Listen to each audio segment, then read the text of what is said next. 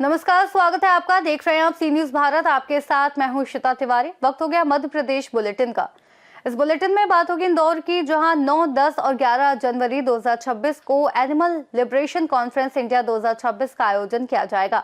साथ ही बात करेंगे उज्जैन की, जहां फ्रिंगस स्थित फुट ओवर ब्रिज को हटाने की कार्रवाई की गई। ऐसी तमाम खबरों पर आगे विस्तार से होगी चर्चा।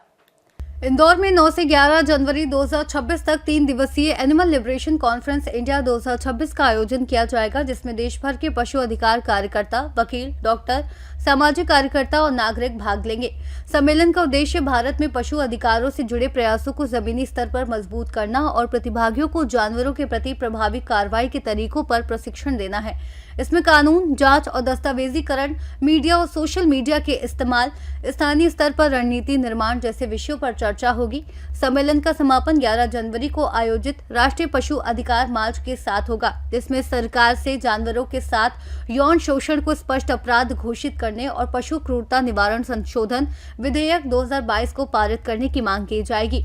इस सम्मेलन केवल जागरूकता तक सीमित नहीं है, बल्कि प्रतिभागियों को जमीनी अनुभव और संगठित कार्रवाई के अवसर भी प्रदान करेगा। इंदौर में पहली बार होने जा रहा है इंडिया का पहला एनिमल लिबरेशन कॉन्फ्रेंस। ये 3 दिन का कॉन्फ्रेंस है, 9, 10 और 11 जनवरी को। इस कॉन्फ्रेंस में कई एक्सपर्ट्स आएंगे जो पशु प्रेमियों को और पशु समर्थक को, पशु अधिकार समर्थक जो लोग हैं, उनको सिखाने के लिए कि कैसे हम जमीनी स्तर पे पशुओं के लिए काम कर सकते हैं। हमें लॉ समझाया जाएगा, हम कितना पीसफुल तरीके से हम एक पशुओं के लिए एक बेहतर समाज बना सकते हैं, इसके ऊपर कैसे काम करना है ये सिखाया जाएगा। इस 3 दिन के जो कॉन्फ्रेंस है, इसमें हम जो भी स्किल्स सिखाएंगे उसका हम एक्शंस भी करेंगे, जैसे कि हम अवेयरनेस कैंपेन्स करेंगे। इंदौर में पहली बार ये मास मोबिलाइजेशन होगा, जिसमें हम 10 अलग अलग जगहों पर अलग अलग इंडस्ट्रीज में हो रहे पशु क्रूरता के ऊपर हम अवेयरनेस कैंपेन्स करेंगे। इसके अलावा 11 तारीख को जो कॉन्फ्रेंस का आखिरी दिन है, उस दिन हम लोग एनिमल राइट्स मार्च निकालेंगे, जो कि हम हर साल करते हैं। ये साल में हम लोग जो एनिमल राइट्स मार्च है, पलासिया से विजयनगर, विजयनगर से पलासिया वापस लेकर आएंगे। जो रैली है, इसमें हम 500 से अधिक लोगों का समर्थन एक्सपेक्ट कर रहे हैं। और ये मार्च में जो हमारे मेन डिमांड है वो यही है कि जो प्रिवेंशन ऑफ एनिमल्स का जो बिल है वो टेबल किया जाए पार्लियामेंट में, और इस पर चर्चा हो और ये कानून लागू हो।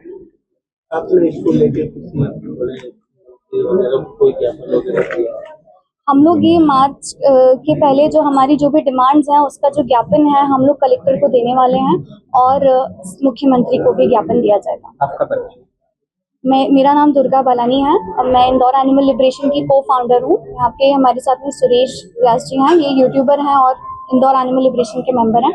और ये अजय किराड़िया हैं, ये भी इंदौर एनिमल लिबरेशन के को फाउंडर हैं। ये एडवोकेट सिद्धार्थ अफारिया हैं, he is a lawyer at high court. Indore से सी न्यूज संवाददाता ML शाह की रिपोर्ट। टीकमगढ़ में मुख्य सड़क मार्ग पर महाराष्ट्र के अमरावती निवासी देवीदास सिरपतराव थोरता ने अपनी अडिग श्रद्धा और मन्नत पूरी करने के लिए हाथ पैर में जंजीर बांधकर सड़क पर लुढ़कते हुए 850 किलोमीटर की दूरी तय की। बताया गया कि उनका बेटा करंट लगने से गंभीर रूप से झुलस गया था और डॉक्टरों ने बचाने की उम्मीद छोड़ दी थी। तब देवीदास ने मां वैष्णो देवी से बेटे की जान बचाने की मन्नत मांगी। बेटे की जान बचने के बाद उन्होंने अपनी वचनबद्धता निभाते हुए ये कठिन यात्रा पूरी की। ये उनकी लगातार दूसरी यात्रा है और इस दौरान उनका संकल्प लोगों के बीच कौतूहल और प्रशंसा का विषय बना हुआ है। क्या नाम आपका? हमारा नाम देवीदास सिरपत थोरात, रहने वाले अमरावती महाराष्ट्र। जो आप जो यात्रा कर रहे हैं, कब यात्रा चालू की थी आपने? हम दिवाली से निकले हैं महाराष्ट्र से। कहाँ की यात्रा? कहाँ? अमरावती से वैष्णो देवी। क्या कारण है कि आपने हमारे लड़के को करंट लग गया था। लड़के को? हाँ। लड़के को? हाँ, लड़के को। तो डॉक्टर बोले बचता नहीं, बोले तो मन्नत रखे, तो ये दूसरी बार जा रहे हैं। अच्छा, पहले गुजरात होते हुए गए थे। पहले गुजरात होते हुए गए थे। हाँ। तो हर साल जाते हो क्या? नहीं, हाँ। दूसरा साल है। तो आपने ऐसा क्या संकल्प लिया था कि 2 साल यात्रा करेंगे? हाँ। लड़के की प्लास्टिक सर्जरी हुई। हाँ।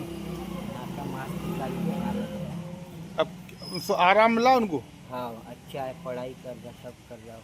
कहाँ कहाँ आपका पड़ाव रहता, कहाँ कहाँ रुकते आप?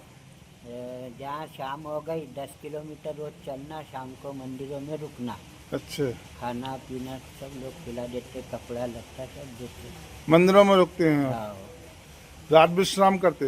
विश्राम करते। कितने दिन में पहुंच जाएंगे, कोई ऐसा अंदाजा है क्या तो आपको? 3 महीना हो गया, अब 6 महीने और लगेंगे। अच्छा, 1 साल में आप वैष्णो देवी पहुंच जाएंगे। 1 साल में वहाँ से वापसी कैसी होती है? फिर गाड़ी से आ जाते। आपके ये साथ में है? ये बदलते रहते आदमी लोग। अच्छा, आप भी बदल जाते हैं?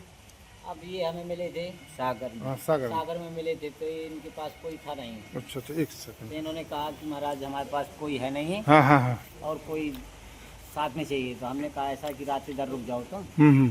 और हो सकता है माता रानी बुलाए होंगी तो हम भी तुम्हारे साथ चले चलेंगे। सही। कहाँ के हैं आप? हम यूपी के हैं, हमीरपुर जिला है, उत्तर प्रदेश। अच्छा अच्छा अच्छा, यूपी थे हम। टीकमगढ़ से सी न्यूज संवाददाता मनोज खरे की रिपोर्ट।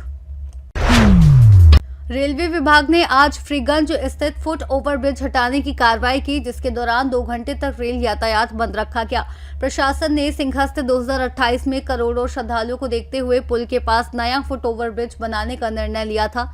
इस निर्माण के लिए पुराने ब्रिज को हटाना जरूरी था। कर्मचारियों ने गैस कटर से गार्डर काटकर और क्रेन की मदद से ब्रिज को नीचे उतारा। इस दौरान फ्रीगंज पुल पर भी कुछ समय तक आवागमन बंद रहा। जवान लगे पूरे। ये आज फ्रीगंज जो ROB है, इसके बगल में एक FOB बना है जो सिंहस्थ के लिए उपयोगित एंड टू एंड यात्री के लिए उपयोगित होता है, परंतु ये अब कंडम हो चुका है, इसलिए इसे डिसमेंटल किया जा रहा है। तो आज इसको पूर्ण सुरक्षा और सेफ्टी के साथ इसको डिसमेंटल किया जा रहा है। इसके लिए आवश्यक सुरक्षा बंदोबस्त और सुरक्षा संबंधी कार्य किए गए हैं। हाँ, इसमें करीब 1 घंटे का रेलवे का ब्लॉक है, सभी गाड़ियाँ बंद है और कुछ देर के लिए फ्रीगंज और बीच को बंद रखा जाएगा। कितने जवान लगे आपकी सुरक्षा को देखते? ये ट्रैफिक और स्थानीय पुलिस के साथ RPF के करीब 15 जवान इसमें। सर, ये FOB कितने साल पुराना है और क्यों हटाने की जरूरत पड़ रही है? ये कितने साल पुराना है इसके संबंध में इंजीनियरिंग विभाग बता पाएगा, परंतु इस सिंहस्थ के कार्य के चलते इसको हटाया जा रहा है। उज्जैन से सी न्यूज संवाददाता सुरेश जाटवा की रिपोर्ट।